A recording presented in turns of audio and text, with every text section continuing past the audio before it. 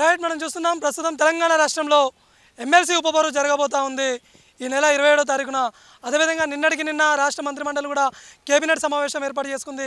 ఈ సమావేశంలో తెలంగాణ రాష్ట్ర ఆవిర్భావ వేడుకలు నిర్వహించేందుకు దశాబ్ది వేడుకలు అని చెప్పేసి రాష్ట్ర మంత్రిమండలి కీలక నిర్ణయాలు తీసుకుంది.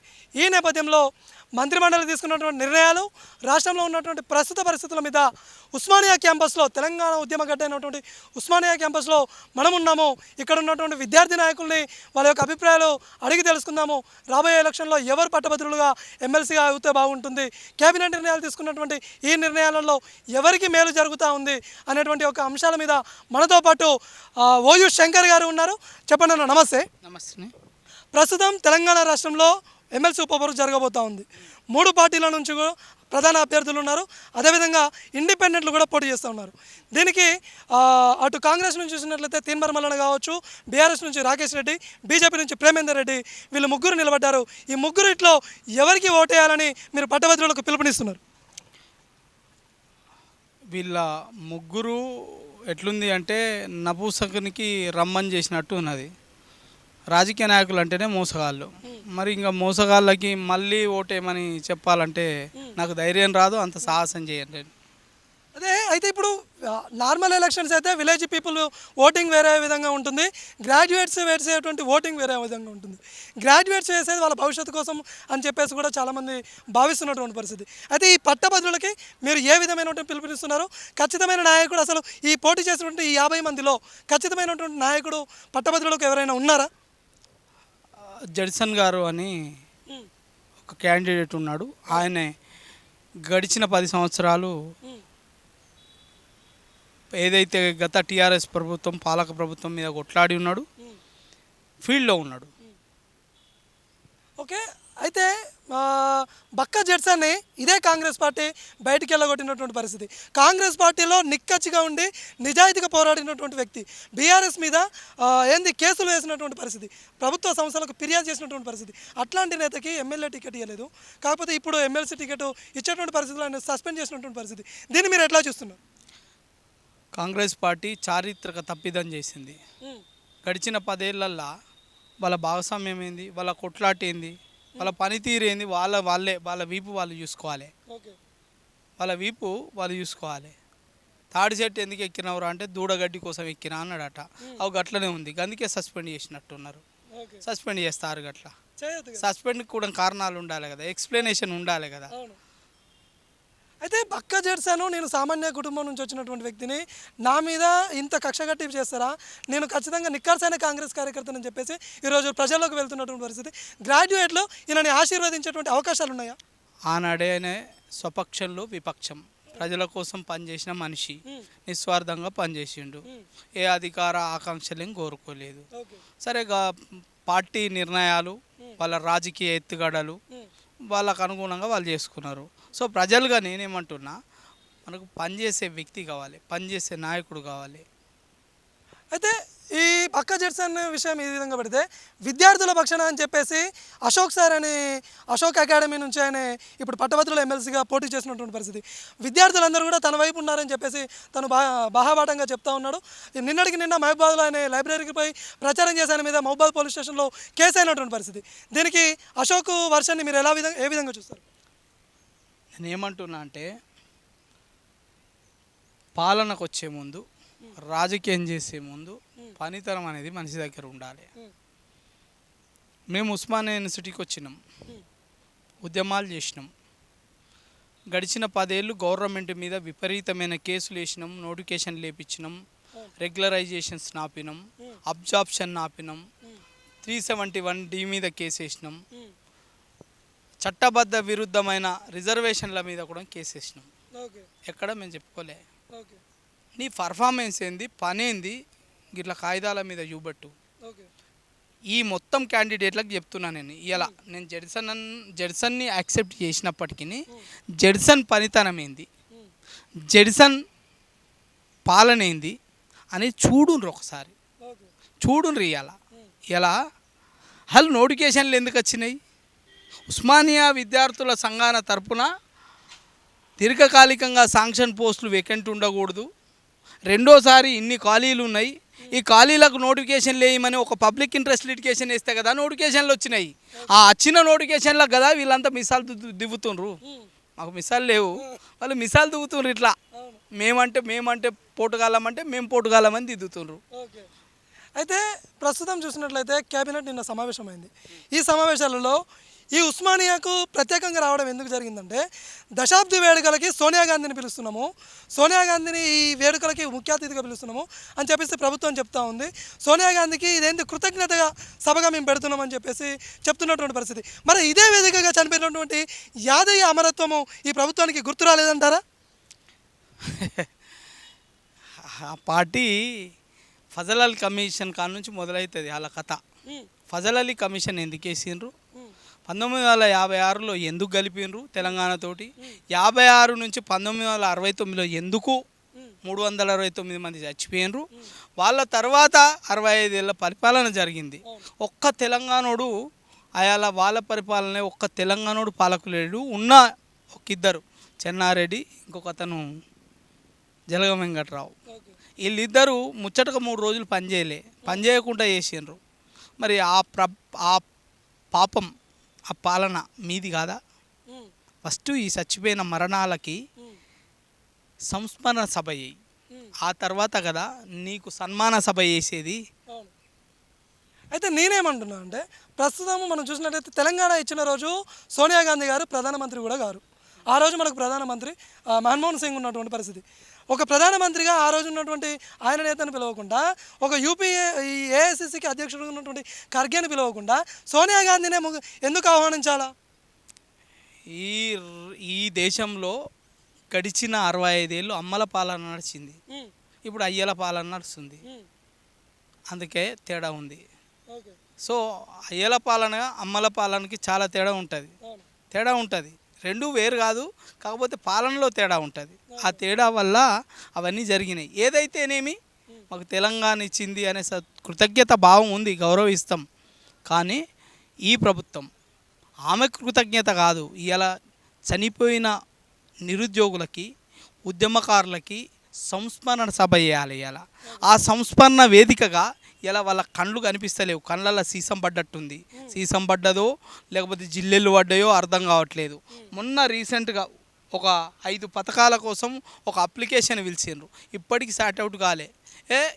ఈ నెలలోనే సార్ట్అవుట్ అవుతున్నాయి. 17 తారీఖు, 19 తారీఖు, 18 తారీఖు అన్నారు. మరి వీటిలలో ఒక కాలం పెట్టినావు కదా, ఉద్యమకారులకు గుర్తిస్తా అని. గలను గుర్తించినవా? మమ్మల్ని గుర్తించకపోయి మేము బతుకున్నాం, చచ్చిపోయిన వాళ్ళు చచ్చిపోయినారు. ఇంకా 1969 వాళ్ళు ఒక కేసు వేసి ఒక ఆర్డర్ పట్టుకొచ్చి నీ మీద నీ బొంద మీద ఒక రిప్రజెంటేషన్ పెట్టినారు, ఈ ప్రభుత్వం అనే బొంద మీద. మరి గాలన్నా గుర్తించారు అదిబాయ్? కళ్ళు కనిపిస్తలేవా? సోయి లేదా? మరి ఏంది కళ్ళు కనిపిస్తలేవా అని అనుకుంటున్నా. జిల్లెళ్ళు గిన్న పడ్డాయా అని అడుగుతున్నా. గుర్తించడానికి ఏమైనా నిధులు కావాలనా, లేకపోతే ఇంకేమైనా బయట దేశాల నుంచి కాగితాలు తీసుకురావాలా వాళ్ళని గుర్తించడానికి? గవర్నమెంట్ దగ్గర డాక్యుమెంట్ లేదా? మేము అప్లికేషన్స్ పెట్టుకోలేదా? మేము ఎంక్లోజ్ చేసుకోలేదా? ఎంక్లోజర్స్ పెట్టినాం కదా. మరి గాళ్ళని గౌరవించు. ఇలా గాళ్ళని గౌరవించినాక మీ అమ్మను గౌరవించు, మీ అమ్మను మా అమ్మని చేయి, మేము ఒప్పుకుంటాం. మమ్మల్ని మా తోటమ్మలని గౌరవించకుండా, మా సొంత అమ్మలను గౌరవించకుండా పరాయమ్మను మేము ఎట్లా యాక్సెప్ట్ చేస్తాం? అది గుర్తుపెట్టుకోవాలని చెప్తున్నా ఈ ప్రభుత్వానికి. ఇలా నోరు తెరవాల్సి వస్తుంది, నోరు తెరిస్తే సస్తారు. ఇలా ఉద్యమాలకు కేరాఫ్ ఉన్నటువంటి ఈ ఉస్మానియా గడ్డలో 1200 మంది విద్యార్థులు ఆత్మ బలిదానం చేసుకుంటే ఈ తెలంగాణ వచ్చింది కదా. ఈ అమరవీరుల స్తూపం కావచ్చు, అమరవీరులని ఒక కృతజ్ఞతగా అమరవీరులని స్మరించుకున్నటువంటి తరీకా ఈ ప్రభుత్వానికి లేదంటారా? ముఖ్యమంత్రి మొన్న ఏదో ఒక ఇంటర్వ్యూ పెడితే ఇంటర్వ్యూలో పోయి చెప్పిండు, అసలు తెలంగాణ ఉద్యమం ఏమిటికి, అసలు నీళ్ళ కోసం ఉద్యమమే అవసరం లేదు, నిధుల కోసం ఉద్యమం అవసరం లేదు, నియామకాల కోసం అయితే అస్సలే అవసరం లేదు. మేము ఉద్యమం జరుగుతున్న కాలాల్లో 50,000 ఉద్యోగాలు ఇచ్చినాం, మేము మస్తు ఉద్యోగాలు వేసినామన్నారు. ఇక అదేవిధంగా చూసినట్లయితే నిన్న క్యాబినెట్ మీటింగ్లో వడ్లు కొనే విషయంలో బోనస్ వచ్చే ఏడాది ఇస్తా అంటున్నాడు. ఈ రైతులకి మీరు ఏం పిలిపిస్తున్నారు? ఈ రైతుల పక్షాన ఈ ప్రభుత్వ వైఖరి ఏ విధంగా ఉంది? ఇప్పుడు ఈ పూట కాకలైతే ఇంకో పూట కన్నం పెడతావు, ఈ పూట కాకలైంది ఈ పూటకే పెట్టు, ఇప్పుడు అడ్లు కొంటున్నావు కదా, కొన్నోళ్ళకి బోనసి దొడ్డు వడ్లు ఏంది సన్న వడ్లు ఏందివా, దొడ్డు ఏంది సన్నం ఏంది, బియ్యం ఒకటే కదా, దొడ్డు ఏంది సన్నం ఏంది, అన్నిటికీ ఒకటే కదా, పండించే తీరు ఒకటే కదా, కైకిలు చేసే తీరు ఒకటే కదా, వ్యవసాయం చేసే రూపు ఒకటే కదా. రైతు అని చెప్పుకున్నావు కదా, ఓనాడు రైతు అని చెప్పుకుంటావు, ఓనాడు రియల్ ఎస్టేట్ రియల్టర్ అని చెప్పుకుంటావు. ఏది నిజమో కరెక్ట్ చెప్పు, కరెక్ట్ చెప్పు. ఇవ్వాల అవి చెప్పకుండా ఏందే మోసం చేసుడు. ఇదే విధంగా చూసినట్లయితే నిన్న జరిగినటువంటి కేబినెట్లో మేడిగడ్డ విషయం కూడా లేవనెత్తులు. అయితే ఇదే కాళేశ్వరంలో 1,00,000 కోట్ల అవినీతి జరిగింది, ఈ అవినీతి పరులని ఖచ్చితంగా ఏకీపారేస్తాం, 1,00,000 కోట్లు కక్కిస్తామని చెప్పేసి ముఖ్యమంత్రి ప్రకటించినటువంటి పరిస్థితిని కూడా మనం చాలా బహిరంగ సభలో చూసినాం. మరి ఇప్పుడు మరమ్మతులు చేస్తా అంటున్నాడు, దీని మీద మీరు ఎట్లా రెస్పాండ్ అవుతారు? ఇప్పుడు నేషనల్ డ్యామ్ సేఫ్టీ అథారిటీ అనేది ఒకటి ఉన్నది, అది ఏం చెప్తుందో గజ్జెయ్యి. అది ఉంటుందా పోతుందా, పునర్నిర్మాణం చేస్తారా, అసలు 2 బ్లాకులు తీస్తారా, మిగతా బ్లాకులు అన్నీ తీస్తారా అనేది నువ్వు ఆ నేషనల్ డ్యామ్ సేఫ్టీ అథారిటీ ఉంది, నీకు రాష్ట్రంలో ఒక యంత్రాంగం మంత్రాంగం ఉంది, వాళ్ళని అడిగియ్యి. నువ్వు ఇంజనీరు కాదు, నేను ఇంజనీర్ని కాదు, మీరు చెప్పేటోళ్ళు మీరు ఇంజనీర్లు కాదు. ఇంకా ఇంజనీర్లను పట్టుకుపోయి ఇక్కడ పునఃసమీక్ష చేసి, ఎలక్షన్ కోడ్కి ఇంజనీర్లకి ఏం అడ్డం లేదు, వాళ్ళని పట్టుకుపోయి అది నిలబడుతుందా, కూలిపోతుందా, అది ప్రేక్షక పాత్ర వహిస్తుందా, లేకపోతే అది ఒక ఎగ్జిబిషన్ అవుతుందా గలతోటి చెప్పి నీ ప్రతిపక్ష నేత తాగుబోతు ప్రతిపక్ష నేత చెప్పిండు 50,000 మందిని వేసుకపోతా అని చెప్పిండు. నువ్వు చెప్పాలి కదా, పర్రె ఎందుకు వాసింది, గింతలావు పర్రె తలకాయ పట్టే అంత పర్రె ఎందుకు వాసింది అని చెప్పాలి కదా. చెప్పి నీకు శాతనైతే, ఈ ముఖ్యమంత్రికి శాతనైతే ఇలా 50,000 మందిని పట్టుకపోయి ఒక అబద్ధాన్ని 100 సార్లు నిజమని చెప్పి అది నిజం చేస్తారు. ఎవరు? కల్వకుంట్ల కుటుంబం, అదే కేసీఆర్ కుటుంబం నిజం చేస్తారు. ముందు ఓరాదు ఎందుకు ఆ బూతు మాటలు మాట్లాడి ఇజ్జత్ తీసుకుంటావు? నువ్వు ముఖ్యమంత్రి లెక్క బిహేవ్ చేయి, ముఖ్యమంత్రి వీధి రౌడీ లెక్కనో లేకపోతే వీధి తిట్టుకుంటారు చూడు వాళ్ళ లెక్కనో బిహేవ్ చేయకని చెప్తున్నా నేను. దేశ ప్రధాని ఇలా ఎన్నిసార్లు మైకులు పట్టుకొని వచ్చినా మాట్లాడాడు. ఎందుకు మాట్లాడాడు? దానికి ఒక స్ట్రాటజీ ఉంది. నువ్వు కూడా అట్లనే ఉండు. అడ్డగోలు దానికి పోయి ఇజ్జత్ ఎందుకు తీసుకుంటావు అంటూ నా అడ్డగోలు ముచ్చట్లకు పోయి పిలిచినోనికల్లా పోవాలి, లేకపోతే ప్రత్యేకంగా ఏర్పాటు చేసుకోవాలి. నీకు ఏ భాష వస్తే ఆ భాష మాట్లాడు, రాని భాష మాట్లాడి ఇజ్జత్ ఎందుకు తీసుకుంటావు? నువ్వు అదేమని కాదు, పని మీద లాంగ్వేజ్ అనేది నీ మాతృభాష ఉంటే చాలు. జర్మన్ వాళ్ళు జర్మనీ భాషలో మాట్లాడతారు, రష్యన్ భాషలో మాట్లాడతారు, చైనీస్ భాషలనే మాట్లాడుకుంటారు. డెవలప్మెంట్ కంట్రీ అంటున్నాం. అలాంటప్పుడు నీ మాతృభాష తెలుగులో మాట్లాడి సావు, ఏమవుతుంది? ఏమన్నా ఆడవో ఇజ్జత్ తీసుకుంటే ఎందుకు? నేను అది చెప్తున్నా, నేను ఇలా నీ మంచి చెప్తున్నా, ఇలా నేను మాట్లాడుతున్నా అంటే కడుపులో ఏం లేక మాట్లాడుతున్నా, ఇలా కడుపులో కుతంత్రం పెట్టుకొని మాట్లాడతలే. అది గమనించాలి ఇవాళ ఈ ముఖ్యమంత్రి. రైట్. ఇంకా చూసినట్లయితే ఈ విద్యా కేంద్రాలకి ప్రభుత్వ బడులు బాగు చేస్తామని చెప్పేసి నిన్న కేబినెట్ అమ్మ ఆదర్శ పాఠశాలలను ఒక విధానాన్ని తీసుకొస్తాము, జూన్ 12 వరకు ఇది అమలు చేసి చూపిస్తాము అని చెప్తుంది. ఇది కూడా 6 గ్యారెంటీ లెక్కనే 100 రోజుల హామీ లెక్కనే మిగిలిపోతుందా? గంతే. గత ప్రభుత్వంలో 6,000 కోట్లు, 9,000 కోట్లు, 12,000 కోట్లు అని ప్రకటనలు చేసిండ్రు. ఏమని ఖర్చు అయినాయా? అందులో ఇంక్లూడింగ్ జీతాలు ఇచ్చిండ్రు. ఆ బడ్జెట్లో జీతాలకే అన్ని పైసలు పోయినాయి. చాక్ పీసులు లేవు, నల్ల బల్లలు లేవు, కుర్చీలు లేవు, బెంచీలు లేవు, పిల్లలకి బాత్రూములు లేవు. సిగ్గుపోతుంది ఇలా పరిపాలన చూస్తే. హైకోర్టు పిల్లగాళ్ళు మాకు బాత్రూములు లేవు, మాకు బిల్డింగులు లేవు, మాకు చాక్ పీసులు లేవు అని కోర్టుకి ఎక్కుతారు. మీ బతుకులు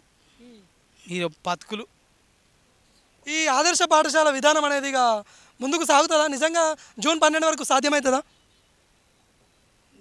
అది కేటాయించి చేస్తామన్న వాళ్ళని అడగాలి. ఎప్పుడు ఇవ్వాలి నువ్వు? నిజంగా ఇలాంటి ఇంతకుముందు మన ఊరు మన బడి వచ్చింది, మన బడులేం బాగుపడలే, సర్కార్ బడులేం బాగుపడలే, మనం చదువుకున్న బడులేం బాగుపడలే. గత ప్రభుత్వాలు కూడా ఇదే చెప్పినాయి, ఇప్పుడు ఇదే చెప్తున్నాయి. ఇప్పుడు ఆదర్శ పాఠశాలని పేర్లు మారుతున్నాయి కానీ రూపురేఖలు మారట్లేవు. అంటే మీరేమంటారు? మారాయి. ప్రైవేట్ బడుల వాళ్ళే కదా, వాళ్ళే అయినప్పుడు వాళ్ళ బళ్ళు ఇడిచిపెట్టుకొని ప్రభుత్వ బడిని ఎందుకు బాగా చేస్తారు? మారాయి. వాళ్ళు అడుగు ఎంతమంది ఉన్నారో ఆయన చుట్టూ.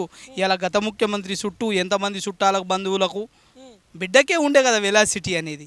మరి గది మంచిగా ఉండాలి కానీ ప్రభుత్వ పాఠశాల కళాశాల ఎట్లా మంచిగా ఉండాలని కోరుకుంటారు. గట్లనే గీనెంబట కూడా మత్తు మంది ఉన్నారు. పారదర్శకత ఉంటే ఎన్ని స్కూళ్ళు ఉన్నాయి, స్కూళ్ళల్లో స్ట్రెంత్ ఏముంది, స్కూళ్ళల్లో టీచర్లు ఏమున్నారు, స్కూళ్ళల్లో మౌలిక వసతులు ఎట్లున్నాయి, ఆ స్కూళ్ళ పరిస్థితులు ఎట్లున్నాయి, ఎందుకు డ్రాప్అవుట్స్ పెరుగుతున్నారు, డ్రాప్అవుట్స్కి గల కారణాలు ఏంది, కారణాలకు ఏ కమిటీ చేసినావు, కమిటీ రిపోర్టు ఎన్ని రోజులలో ఇచ్చింది, ఎంత మంచిగా ఇచ్చింది, అది ఇచ్చిన కమిటీ రిపోర్ట్ని అమలు చేసినావా, ఎన్ని రోజులలో అమలు చేసినావు, ఇలాంటి విషయాలు లేకుండా ప్రైవేటు పాఠశాలలకు విచ్చలవిడిగా పర్మిషన్లు ఇచ్చుకుంటా ప్రభుత్వ పాఠశాలలు బాగుపడాలి అవుతుందా కాదు. మరి ఈ ముచ్చట ఎప్పుడు బంద్ చేయాలి, వీళ్ళంతా బంద్ చేయాలి. నేను చాలాసార్లు చెప్పిన గత ప్రభుత్వానికి, నీ దగ్గర లెక్కపత్రం లేకపోతే నా దగ్గర నాలంటూ దగ్గరికి రా, ఇస్తా లెక్కపత్రం. బడిని ఎట్లా బాగు చేయాలి, వైద్యాలయాన్ని ఎట్లా బాగు చేయాలి, రోడ్లను ఎట్లా బాగు చేయాలి, ఇవన్నిటి గురించి మీరు ఎప్పుడు కాదు కడుపు కట్టుకొని మేము ఒక్క ఏడాది తినకుండా కడుపు కట్టుకొని పని చేస్తే చాలు అని అంటాడు. ఆ మాట అనొచ్చా అంటే మిగతా ఇయర్లో అయితే తింటావు అన్నట్టే అర్థం కదా. మరి రాజకీయ నాయకులు మీరు ప్రజలు అర్థం చేసుకోవాలి, మేము తింటాం ఇక తినకుండా ఇస్తాం అన్నట్టు. అంటే మేము తినకుండా ఇస్తాం అన్నట్టు, అంటే మేము అందరం ఒకటే తింటాం అవి చెప్పకనే చెప్తుండే ముఖ్యమంత్రి. ఇక అర్థం చేసుకొని ప్రజలారా, ఎక్కడెక్కడ నట్లు బిగియాలో అక్కడ బిగియకపోతే ఖతం చేస్తారు. ఇప్పటికే 7 లక్షల కోట్ల అప్పులు ఉన్నాయి. రేపు ఫర్దర్ ఫ్యూచర్లో ఏమవుతుందో తెలియదు. సగటు పేదోడు భూమి కొనలేని పరిస్థితి, ఇవన్నీ జరుగుతున్నాయి. రైట్. ఈ రాబోయేటువంటి ఈ పంచాయతీ ఎలక్షన్లు ఉన్నాయి. ఈ గ్రామాలలో యువకులే మేటీలు కావాల్సినటువంటి పరిస్థితి ఉంది, యువశక్తి గలం వినిపించాల్సినటువంటి పరిస్థితి ఉంది. ఈ పంచాయతీ ఎలక్షన్ల మీద మీరు ఏమంటారు? పంచాయతీ ఎలక్షన్లు అనేది అది స్థానిక ప్రజానికానికి సంబంధించిన అంశం. ఇప్పటికీ నేను చెప్తున్నా, పంచాయతీ ఎన్నికలకు సంబంధించి యువకులు, విద్యార్థులు, నిరుద్యోగులు, చదువుకున్న వాళ్ళు ఎవరన్నా ఉంటే గడిచిన 10 ఏళ్ళుగా స్టేట్ గవర్నమెంట్ ఫండ్ ఏడు ఎంత ఇచ్చింది, గవర్నమెంట్ గ్రాంటీన్ ఏడు ఎంత ఇచ్చింది, అదే సెంట్రల్ గవర్నమెంట్ ఎంత ఇచ్చింది, ఫస్ట్ బయటికి తీయండి. వీళ్ళ భాగోతాలన్నీ బయటపెట్టి ఎవడైతే ప్రజల కోసం పనిచేస్తాడో, ఎవడైతే పాలన నీ ఇంటి దగ్గరకు వచ్చి చేస్తాడో కానీ ఎన్నుకోండి. అంతే తప్ప కానీ ఈ మోసగాళ్ళని మోసం మాటలు చెప్పి మోసగ పథకాలు చెప్పి నీకు బతకడం నేర్పకుండా బానిసగిరి నేర్పుతాడు చూడు, అవగాళ్ళని బొందబెట్టుండ్రి. ఉచితాలకు అలవాటు పడకుండ్రి. ఉచితం ఎక్కడిదో కాదు, నీది నీకే ఇస్తాడు, నీది నీకే తప్ప మన కొంపలకి వెళ్ళి ఇచ్చియడని 100 సార్లు చెప్పినాయి, మళ్ళీ ఒకసారి చెప్తున్నా. సో కాబట్టి ప్రజలారా అప్రమత్తంగా ఉండేది. మన కోసం, మన పరిపాలన కోసం మనం ఎన్నుకున్నాం. 100 మంది పోయి పరిపాలన చేయలేము కాబట్టి మన తరపున ఒక్కరిని పంపిస్తే వాడు చేసే కథ ఏంది, కార్ఖాన ఏంది అనేది ఇలా మీరు గమనించాలి.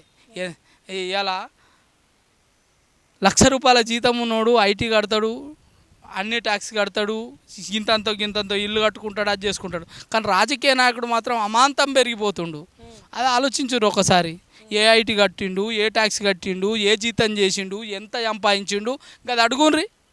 లక్షల కోట్లు ఎట్లా వస్తున్నాయో, 1000 కోట్లు ఎట్లా వస్తున్నాయో గది అడుగుండ్రి ఫస్ట్.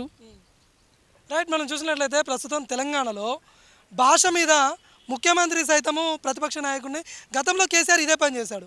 భాష మీద అనేక విమర్శలు వచ్చినాయి. ఇవాళ కాంగ్రెస్ ప్రభుత్వంలో కూడా సీఎం రేవంత్ రెడ్డి భాష మీద కూడా ఇవే విమర్శలు వస్తున్నాయి. ఏంది మన భాష, తెలంగాణ భాష అంటే తిట్టుకోవడం, కొట్టుకోవడమేనా? ఇక ఈ యాస ఇదే విధంగా ఉంటుందా?